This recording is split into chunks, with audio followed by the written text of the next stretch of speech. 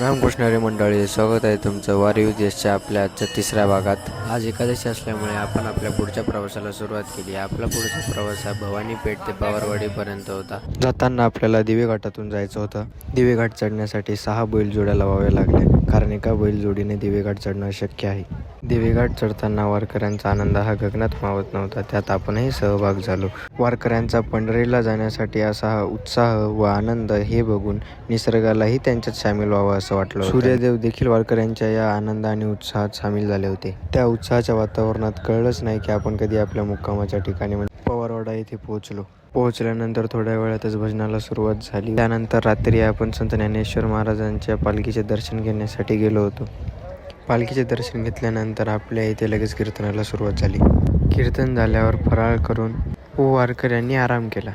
भेटू पुढच्या प्रवासात. पुढचा प्रवास पाहण्यासाठी आत्ताच आपल्या चॅनलला फॉलो करा.